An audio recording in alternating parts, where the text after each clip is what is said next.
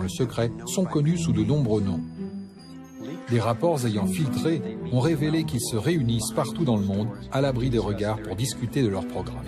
Ensuite, avec la précision d'une montre suisse, leurs plans commencent à apparaître dans les secteurs médiatiques, financiers, commerciaux et militaires.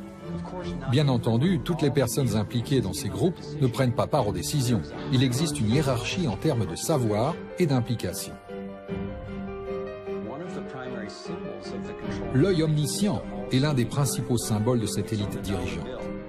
Il figure sur le billet de $1, sur les emblèmes du système de surveillance de masse américain appelé « Connaissance complète de l'information » et de l'agence de renseignement britannique MI5, et surplombe même la Cour suprême de l'État d'Israël, conçue et financée intégralement par les Rothschild. Je pense qu'ils ont repris l'image majestueuse de la pyramide de Khéops et de son légendaire sommet métallique afin d'en pervertir le sens. Les personnes au sommet de la pyramide peuvent suivre et contrôler celles qui se trouvent au-dessous.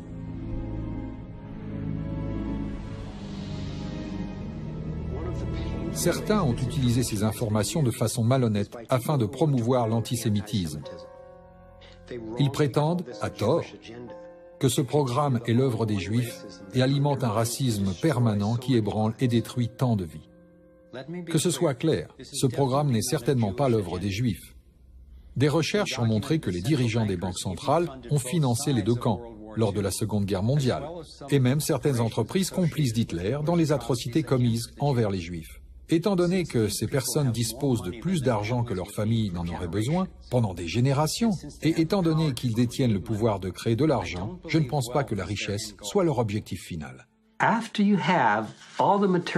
Une fois que vous possédez tous les biens matériels dont vous pourriez rêver dans la vie, que reste-t-il d'excitant? Pour la majeure partie des gens, la réponse est le pouvoir mondial. Ils sont devenus une élite intellectuelle. Ils ont commencé à penser qu'ils avaient un meilleur plan que celui de n'importe qui d'autre. Ils ont dans l'idée que la liberté est dangereuse. Si vous donnez la liberté aux gens, que vont-ils en faire? Ils ne vont probablement pas l'utiliser de façon raisonnable comme on pourrait le penser. Nous sommes plus intelligents qu'eux et pour leur propre bien, nous devons les diriger. Petit en faillite pour une bouchée de pain. Parmi les banquiers qui ont consolidé leur richesse de cette manière, on trouve les Rothschild, les Rockefeller et les Morgan. Un scénario similaire s'est déroulé lors de l'effondrement financier de 2008, avec les mêmes banquiers tirant profit de la situation. Dans les années précédant cet effondrement, les plus grandes banques, notamment la Bank of America, Citigroup et Chase, contrôlées par les Rothschild, les Rockefeller et les Morgan, ont rassemblé et vendu des mauvais prêts dont ils savaient qu'ils ne seraient pas remboursés. C'est comme mettre des oranges pourries dans une boîte et les étiqueter qualité supérieure. Puisqu'ils ont été les premiers à avoir étiqueté les boîtes, ceux qui ont regroupé la dette étaient bien placés pour savoir qu'il ne s'agissait que d'une question de temps avant que quelqu'un n'ouvre cette boîte et ne découvre que son contenu était sans valeur. Lorsque les oranges pourries, c'est-à-dire les prêts douteux, les produits dérivés et les contrats d'échange sur défaillance ont été finalement découverts, tout le monde a été touché. Les gens ont perdu leur maison, leur emploi, leur entreprise et leur retraite. Entre-temps, les plus grosses banques, à l'origine du problème, se sont renflouées. Pourquoi? C'est Shlomo qui téléphone à David en lui disant « Écoute, j'ai une affaire formidable à te proposer, j'ai un camion de pantalons, les pantalons valent $1. Tu les veux?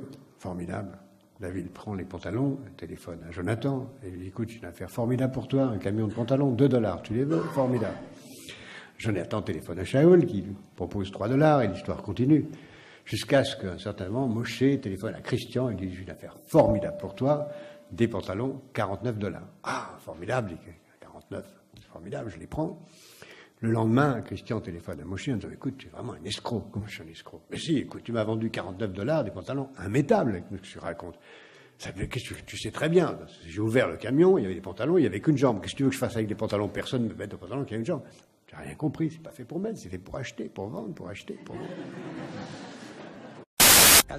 Alors que j'en étais arrivé à accepter l'idée d'une élite dirigeante planifiant une domination mondiale, j'ai commencé à entendre ces mêmes personnes en parler publiquement et plus directement, sauf qu'ils l'appelaient le nouvel ordre mondial. Lorsque nous réussirons, parce qu'il ne fait aucun doute que nous réussirons, nous pourrons établir ce nouvel ordre mondial. Il s'agit d'un nouvel ordre mondial qui se caractérise par des défis significativement différents et radicalement nouveaux. Un nouvel ordre mondial peut être créé, il s'agit là d'une opportunité extraordinaire. On ira ensemble vers ce nouvel ordre mondial. Et personne, je dis bien, personne ne pourra s'y opposer. Visage à la mondialisation, tant de construire un nouvel ordre mondial. Alors jamais la nécessité d'un nouvel ordre international n'a paru aussi nécessaire. Et la transformation de l'Europe autour d'une vision partagée est la condition d'un nouvel ordre mondial plus stable, apaisant les rivalités des puissances. Le nouvel ordre mondial se tient d'ici aux Nations Unies. C'est un gouvernement mondial. Ein Volk, ein Reich, ein Führer. Soit un peuple, une patrie, un chef. C'est par ces mots que Rudolf Hess a annoncé Adolf Hitler. C'est le rêve d'Hitler devenu réalité. C'est un cauchemar. C'est la pierre tombale de la souveraineté des nations. Ce bâtiment n'aurait jamais pu voir le jour sans l'aide de la Première et de la Seconde Guerre mondiale. Di un nuovo ordine mondiale fondato su giusti rapporti etici ed economici. Je crois que c'est l'un des Rothschild qui a dit un jour « Celui qui contrôle la monnaie d'une nation contrôle la nation ». Parce que lorsque vous contrôlez la planche à billets, lorsque vous contrôlez les devises, vous avez le pouvoir de dicter sa conduite au gouvernement qui réagit aux pressions financières. Jérusalem devenant capitale de la planète, qui sera un jour unifiée autour d'un gouvernement mondial. C'est un joli lieu pour un gouvernement mondial.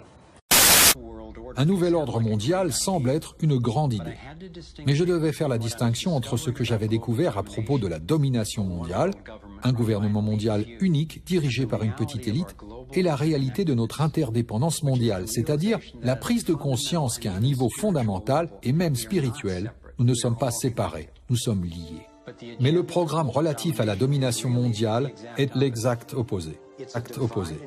C'est une stratégie du diviser pour mieux régner, destinée à nous opposer les uns aux autres, à nous faire penser que ce sont les démocrates ou les républicains, les libéraux ou les conservateurs qui représentent le problème, alors qu'en fin de compte, les deux clans servent les mêmes intérêts.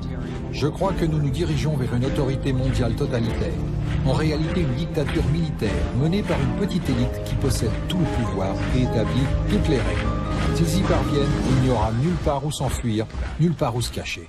Pensez-y.